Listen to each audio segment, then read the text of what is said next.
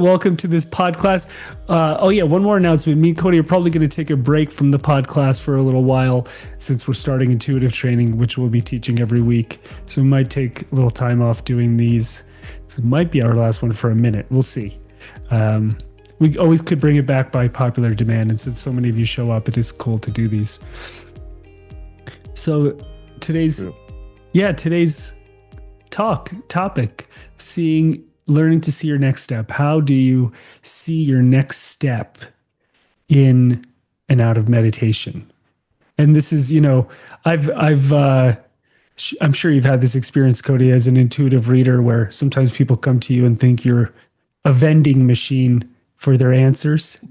Right. Take my dollar, pop out an answer. That'd be nice. That's what I thought it was when I started as a student, just squeeze some answers out of my teachers. And Tell the me more what you, to do. yeah, what do I do? Who am I? What steps should I take? Why am I stuck? What's my purpose? Yeah. Yeah, All those really. are real questions. They are questions that come up time and again. And as a reader, we're kind of confronted with those questions over and over again to look at. And of course, as a reader, we have to more look at the energy around that person finding their answers in many ways. It's kind of the answer is, well, what's blocking you from seeing clearly for yourself? What's in alignment with you? Yeah. Exactly. And I think as you mature on this path, you realize, at least in my experience, that sometimes there's work to be done for an answer to mature or to flower or to open up. And that's the part a lot of folks want to skip and go to the psychic and say, just give me an answer. I had somebody come in for a session with me once, and in the middle of the session said, "Can you tell me if I should go to this astrologer?" I was like, "Are you asking me if you should go to someone else for the same answer, with the same Right. question?" Okay, all right. I don't think you have my answer, but I think you have an answer of Yeah, who has my answer. that's right. And then another good one was a woman once. I mean, this was like 15 years ago, so I feel comfortable talking about it. Came in and asked me, "Is my boyfriend cheating on me?" And I looked at her. I said, "Are you cheating on your boyfriend?" And she was like, "Well, yeah, but I want to know if he's cheating on me." And I was like, I'm not getting into this spying. There's no personal growth in this energy that you're bringing here. It's just you want information. And so we do have to parse, as energy workers, we always want to parse out people who just want answers and information versus growth. They're not the same thing. And most people Yeah. are just hungry for information. And if you tell them, as an intuitive reader or healer or guide or coach, however you're helping them out, if you tell them, "Hey, if you want this answer, you have to do some inner work," that's usually the pivotal moment where they're either like, "Screw you, I'll go to somebody else," or, "Okay, help me do that work. What do I have to do to shift this energy to get this answer or get this insight?" And that's when the real work starts. And if they're not even willing to entertain that, if they think you're a vending machine, then there's not really anywhere to go from there. Yeah. And I've had a number of readings like that, obviously, over the years.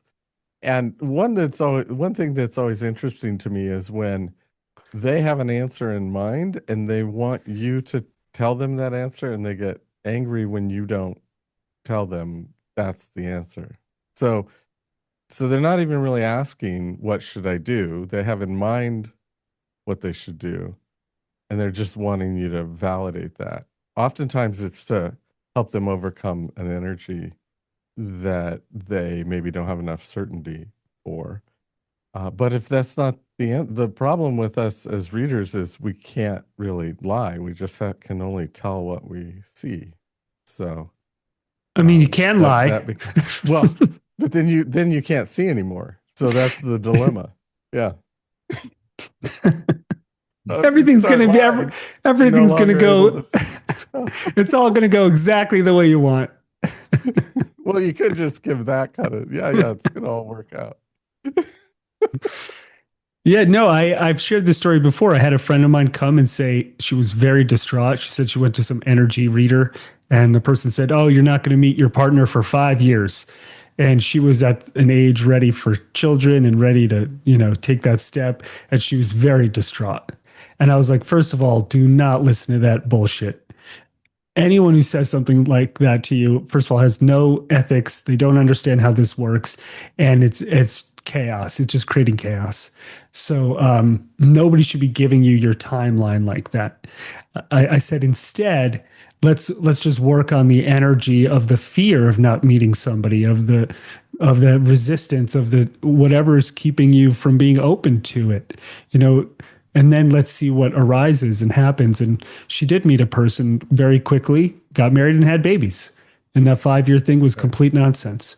And I'm glad that we had that conversation. Otherwise, maybe she would have taken that information and just lived in it and then made that manifest. Like, not even try for 5 years because that's destiny. So, if any of you of what listening, watching, and someone did that to you, I would take that and send it to the stars or send it up, Yeah. send it up somewhere away from you, and know that you're in charge of your own destiny. Now, if for sure, and Cody, you can maybe you can speak to this. I've definitely read people's energy where you can kind of tell something's not coming to fruition for a while because of their energy, and Yeah, they're unwilling to shift their energy. If that makes right. sense. Oh yeah. And I certainly see things where you get a sense of maybe how long it's going to take, but none of that's definitive in the sense that I would say that as if that's a uh, kind of a path that's set in stone. Partly because our perspective is that you're creating your reality as you change energy, you change that timeline. But if I do see someone where they're stuck in a way where there's something they want and it looks like it's going to take a while because of their stuckness, then really what I'm reading for them is, well, what's the next step on that path to get through that energy so they can get to their goal or mock up, um, maybe more quickly. Although in some ways, I'm not even looking at it from a time perspective because it is more about taking the step and becoming the person that can have that or can kind of create that in their lives, and that could be done in a moment, or it could take years, depending on um, you working on it or me working on it. If I'm looking at it for myself, And and so the, and the time is ter- a funny thing. Yeah, And the terminology we use in intuitive training is havingness. So when somebody asks, when is this thing going to come to fruition or how do I get it to come to fruition? We look at, can they have it? Do they even have permission to receive it? Do they have enough openness to have it, or is it bouncing off of them? And just because we say we want something doesn't mean we can have it. Those are two right, separate things. Yeah, I want the moon in my backyard. Doesn't mean I can have. I want a starship. Um, or it could be a relationship yeah, or career thing, but then you see their confidence is low, their self-esteem is low, their ability to have it is actually quite low. And then the when am I going to get it is the wrong question. What do I have to work on to be able to open up to have it might be the more accurate question. Or what energy is yeah, keeping me from opening up to having it? yeah. Definitely, that is a better question to look at. It And it goes back to what something you mentioned, that that's the growth perspective as well. If there are things out there that I'm creating toward, that also means I'm growing toward that thing to get it, to be there, to have it. So we tend to lean into that perspective versus just give an answer that is, like you say, just a vending machine answer of, well, this is what's going to happen. But it you is interesting yeah. how often that question comes up of, well, what's going to happen for me in this situation?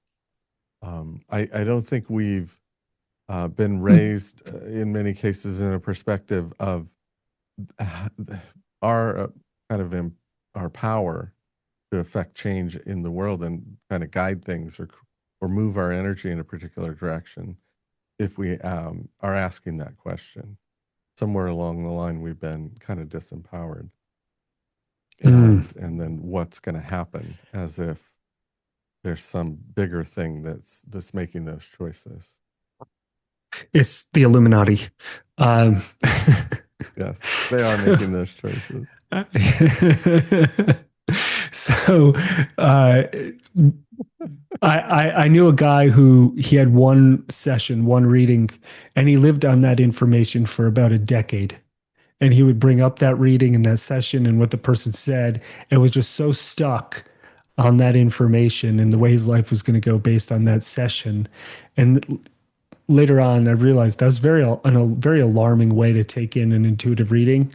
And so, one of the things when we do intuitive training is we teach students how to read what's called a programmability gauge.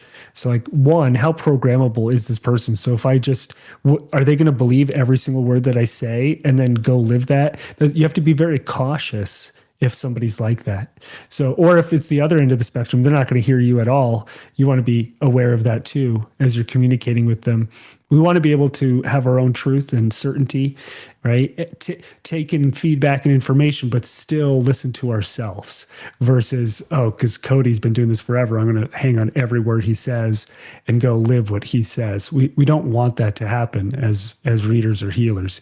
So always want to be very careful, not programming somebody, just watching that guy for so long live on that one reading.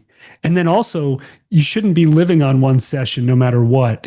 It's like you wouldn't go to therapy one time, take that information in, and then go for 10 years run on that, right? And so you have to work layer by layer, energy by energy, and it takes time to deepen into anything good, anything worthwhile in life. And a lot of people, they look at this intuitive healing stuff or energy work, reading, and they go, I'm going to go find the best person in the field.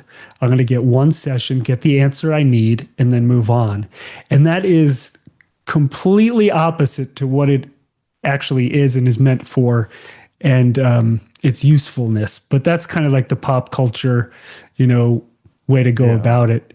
And it's really not how it's going to be how it's going to be effective at all or helpful. It can really spin you out if you go to a reader and go, get me my answer. You grab it and you run with that. I find that incredibly dangerous for somebody's path. But then again, yeah. that's probably already their personality if that's how they're approaching it. Right, right. We're already kind of doing that in perhaps many areas of our lives. I think I mean, really, to me, one of the points of intuitive training is coming into a place to be able to get our own answers. So it's not even in the end asking that question of an outside person. Like as an experienced practitioner of this kind of work, the question I would have of a reader if I can't see my own answer would be, why can't I see my own answer? What is it blocking? What am I missing that's not letting me get this answer for myself? I wouldn't even be asking them about what is the answer.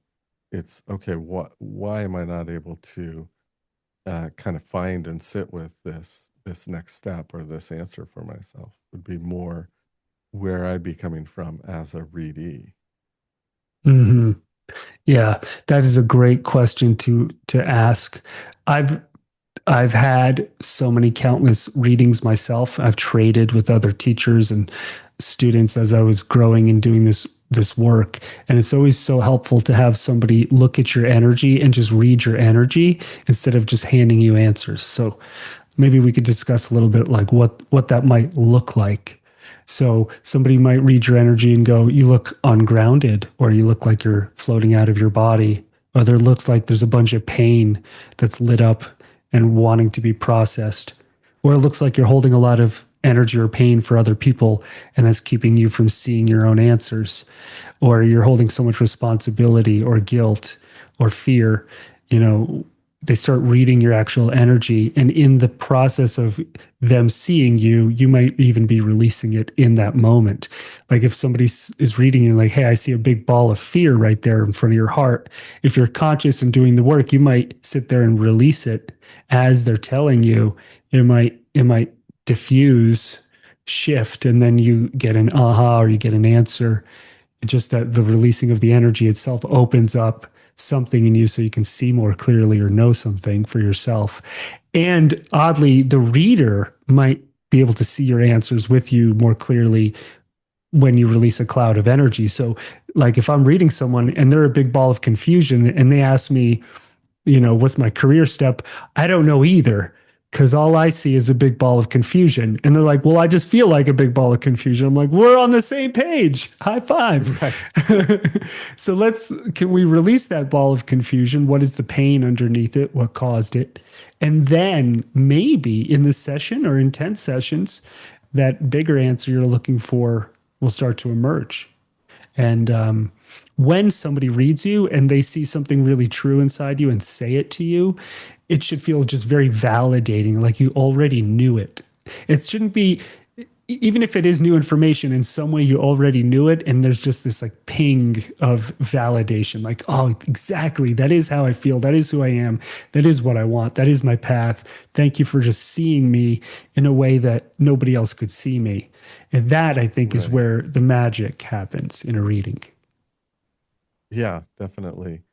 Because in many ways, we do have all of our answers deep within. We do know what our next step is or what our path is, but not perhaps at a level of consciousness where we could clearly articulate it, or where we could make sense of it. And so when a reader sees that part of us and communicates about it, it awakens that. So there's this awakening that's happening in a reading, when one's being read, and it's awakening to the answers that are already there in many ways, just buried beneath the conditioning of life and the traumas and experiences we've had that, um, kind of cover that over because we have to protect ourselves or adjust in certain ways. So we're unraveling a lot of those things. And it is interesting because that notion of just reading and having the answer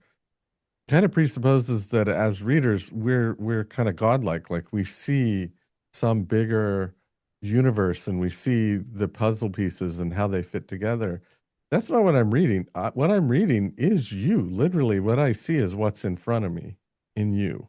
So like David's saying, if there's just confusion around a question and you're in that confusion, I see that. And then, but I'm working through the energy to get to the next layer behind that and the next layer behind that as a reader to help you see more, to help you see beyond the confusion, let's say.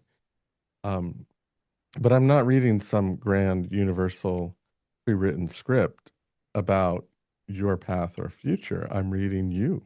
And so whatever's there is what you're working through. And that's what I'm going to be seeing. Yeah. You know, I had to make this a little spicier.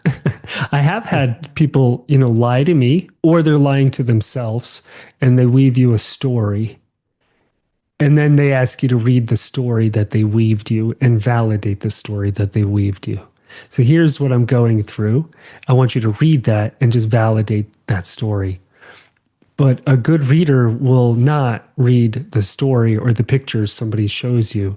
You'll look past those and look at the actual energy. And as a beginner reader, sometimes it's hard to go, wait, am I reading the actual person, the being, the soul, or am I reading the story or the images that they're showing me? And there's a nuance there that you learn through training. The best way forward, I think, is through doing training. It is to learn to see the difference between the images and stories somebody is trying to show you or tell you versus reality underneath that. That's what makes a good reader. And same thing for yourself. We weave our own stories, and then in meditation, when we're reading ourselves, can we see past those pictures and stories? We might even be telling ourselves and be more honest. And that's when energy it really starts to open up and healing really starts to happen. I've had times where it might take many sessions until the person puts down some of that facade or protection. And it's like, okay, I'm willing to get the communication, really, the real deep, real communication. So part of being a good reader is also knowing how much you can say. So if I'm reading somebody, I'm not going to say every single thing that I see if it doesn't seem like they're ready to hear it or it's ready to land. Right. So it's just like a therapist. A therapist might look at you and go, I can see your childhood trauma. But in session one, they're not going to just like pull it all up and, pull it out. And so as readers, there's a cadence and a pace to reading and what's appropriate and what you learn how to tell what's appropriate to communicate in the moment. And really, it's always about what this person's next step is. Everybody wants step 10. They might be on step 2, step 3, step 4. And as a reader, your job is to really see, well, what is their true next step? And can I help them shift from here to there? Whatever that is, releasing pain, releasing confusion, working through anger, working through somebody else's pain, whatever it is. And that I think is the magic of helping somebody shift. Just it's always what is the next step.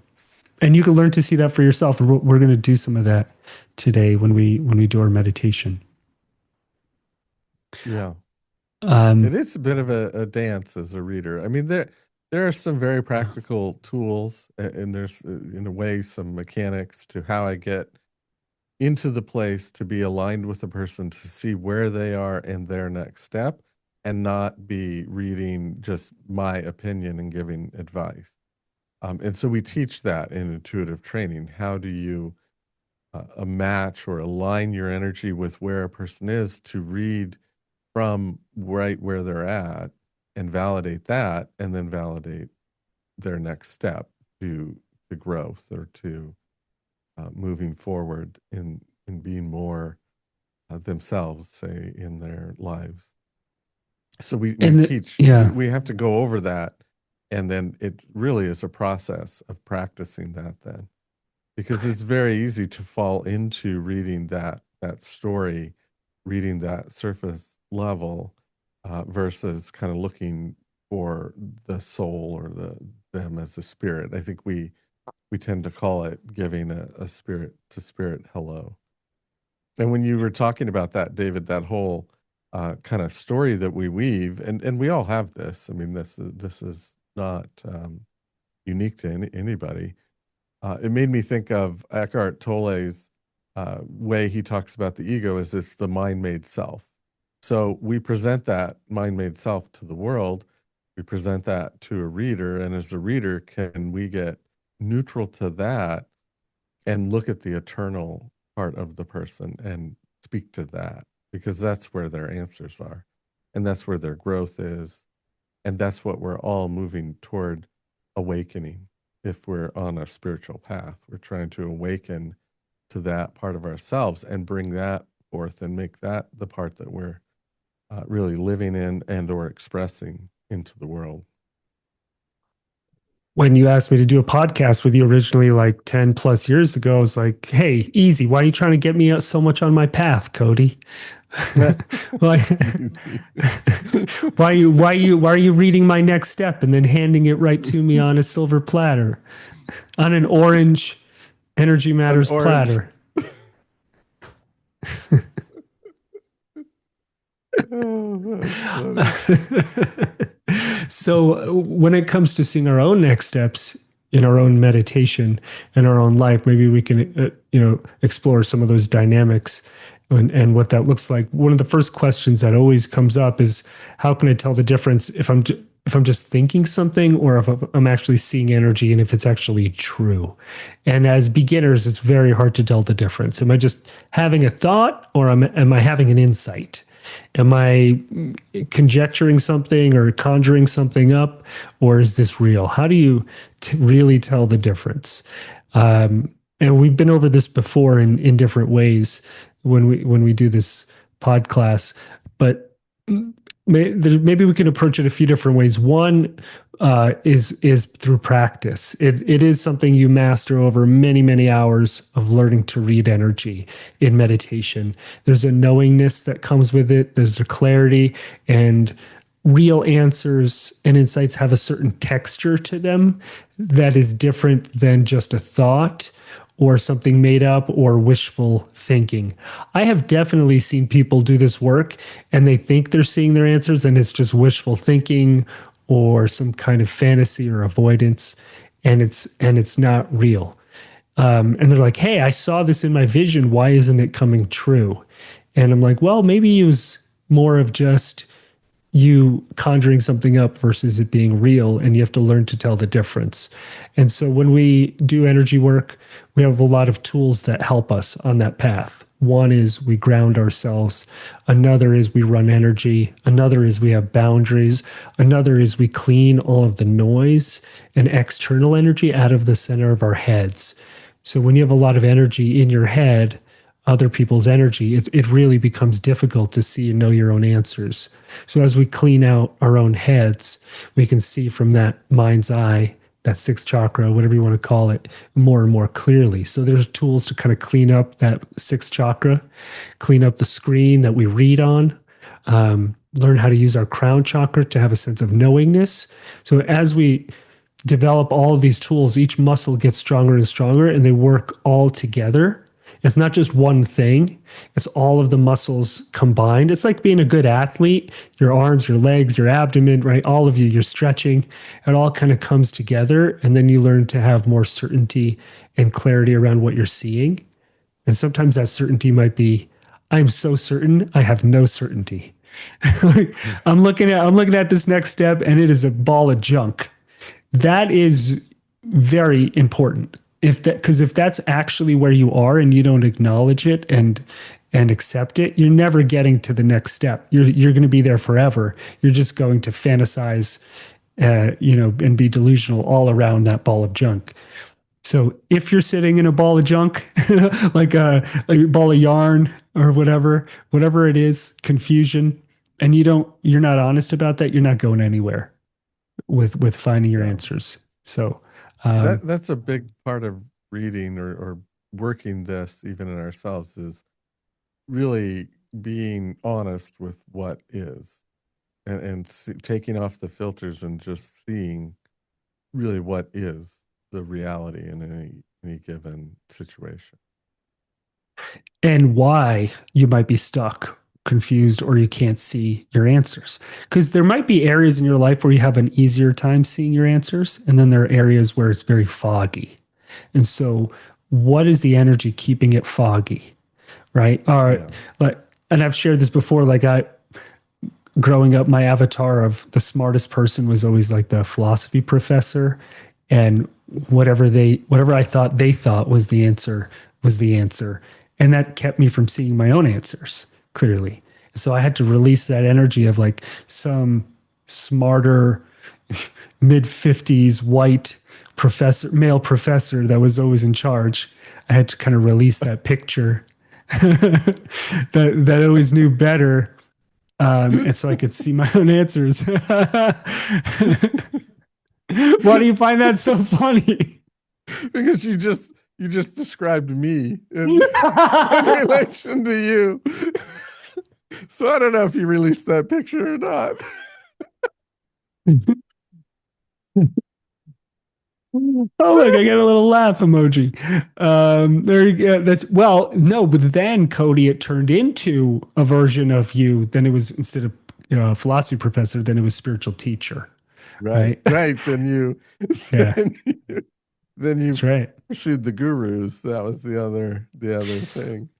For some people, it's the wealthiest person they know.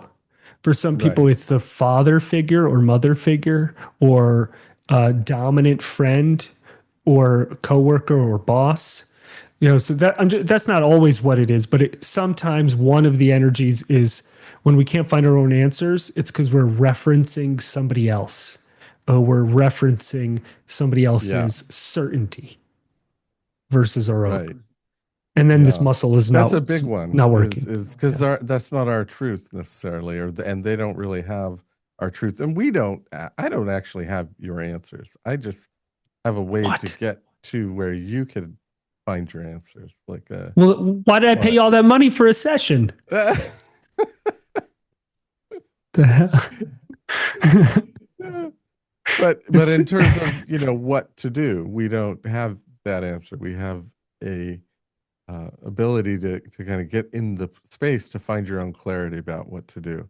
And one of the reasons we can't get an answer in a certain area is oftentimes that's where all the lies are in us. So that's where we have so many of other people's information and truths, and beliefs, and sometimes outright lies, but all of those kinds of pictures and energies that aren't ours, they're in our space. We call those lies. So in many ways, as we read more and more, we start to learn how to tell the truth from the lies, is one way we might talk about it. what one of the main lies that we all come upon as intuitive readers as we grow into this is the lie that you can't get your own answers, and you can't get them from looking inwards, that you have to get them by solving an equation or referencing somebody smarter than you, right? That you cannot get your answers without logically deducing them, the way we do in our material world. And so I think that's what stops a lot of people from ever even looking or trying. It's like, it's not possible. You can't look inwards and get your own answers. And so that shuts down. And then if that's not even a possibility, how are you ever going to do it? Even though every great sage from every spiritual tradition from the entire history of the world has always said the same thing, which is look within. And then, of Right. course, what do? We build a statue of them and we pray to them for our answers, and we wait for them to return to save the world or whatever the mythology is. And we do everything except that. And I've been in traditions and places where even like Buddhist countries where the entire tradition is based on the Buddha sitting still, closing his eyes and finding his own answers. And what I would see everyone doing was praying to him for their answers instead of doing what he did. I've seen this. We've seen the same in Well, we saw Christianity. that yeah, we just saw that in the Himalayas. I was really struck by that. That fascinated me.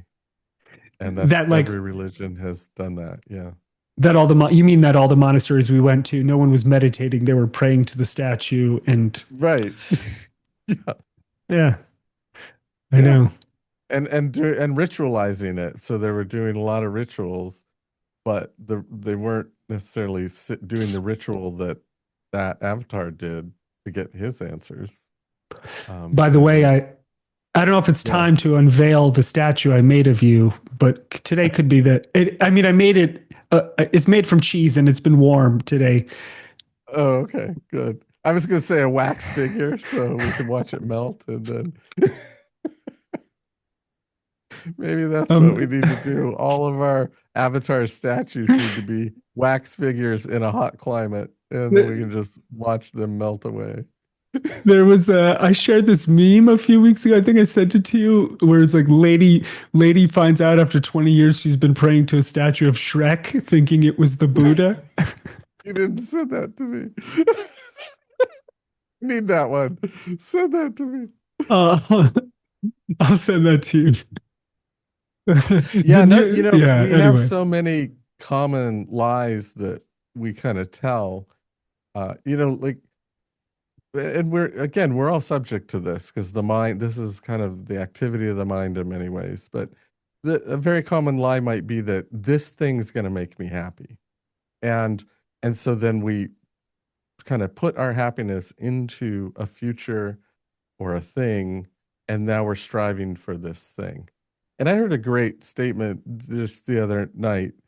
Someone said, you really can't become happy.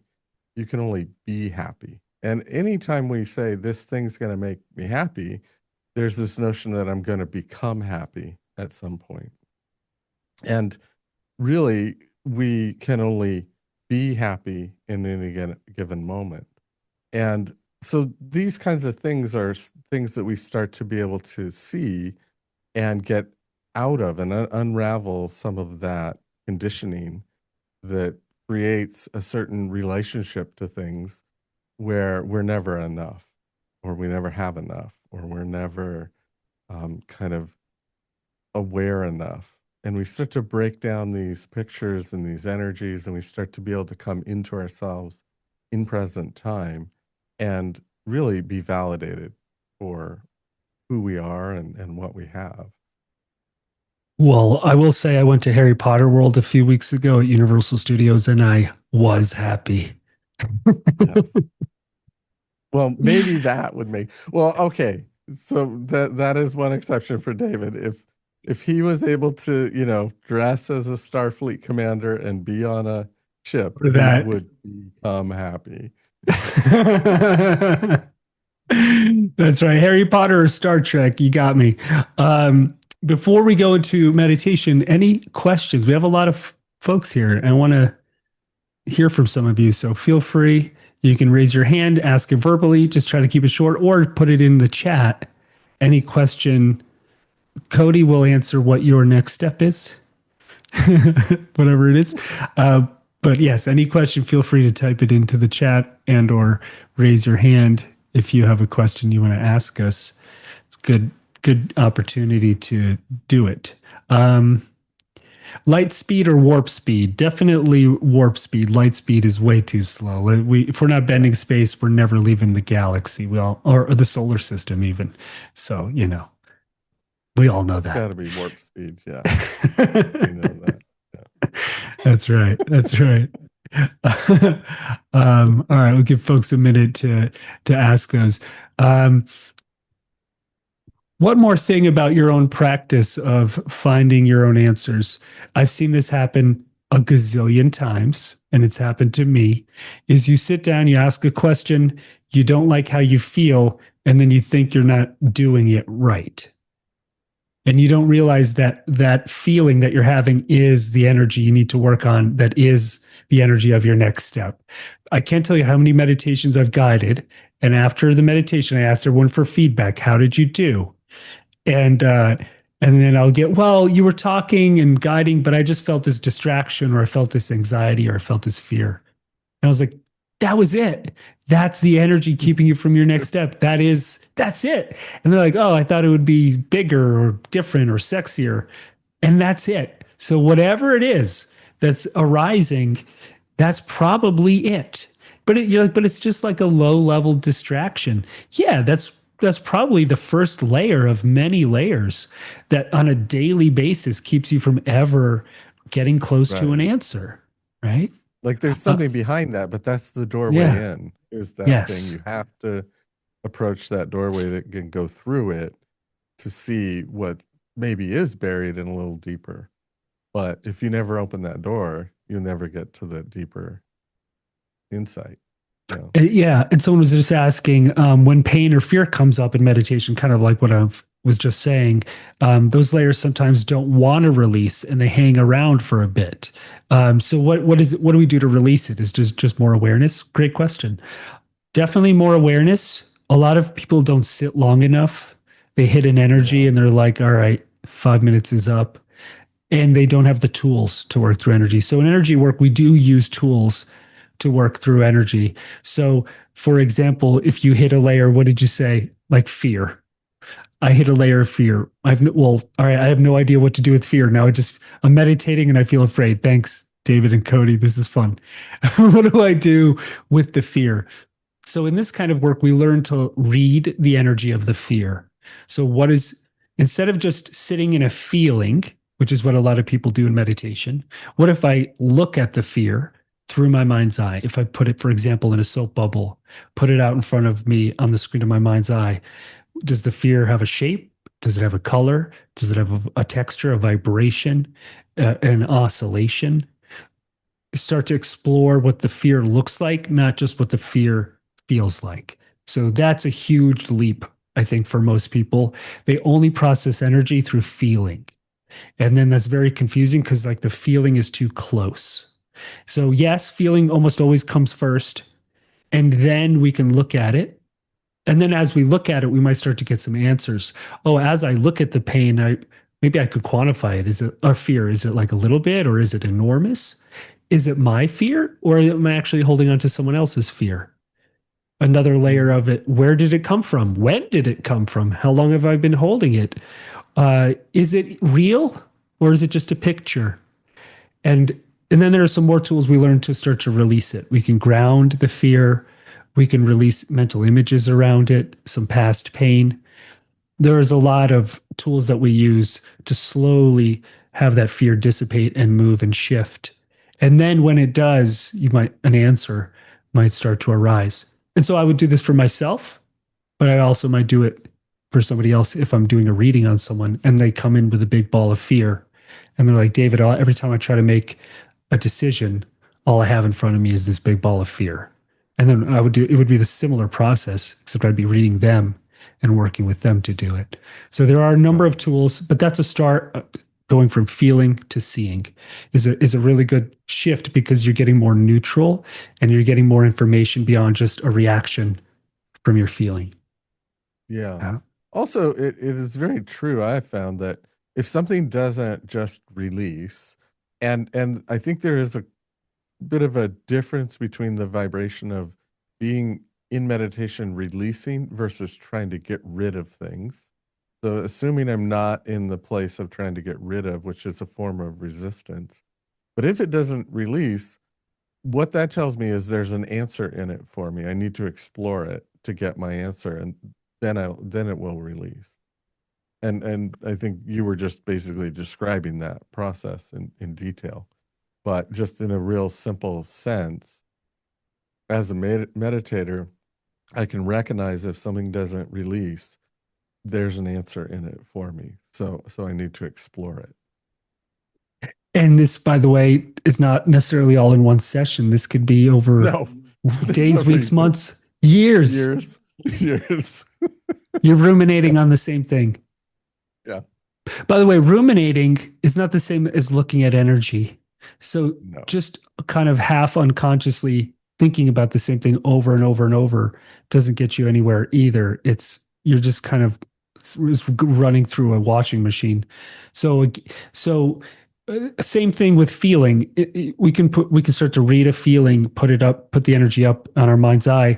The same thing with a ruminating thought. If it's just spinning around in your head, you actually could kind of freeze that frame, put it in front of you on the screen of your mind's eye, and read the energy behind that ruminating thought and see what's underneath it. So I would do the same process with an overwhelming feeling and or with a ruminating thought that won't go away. They're almost always correlated.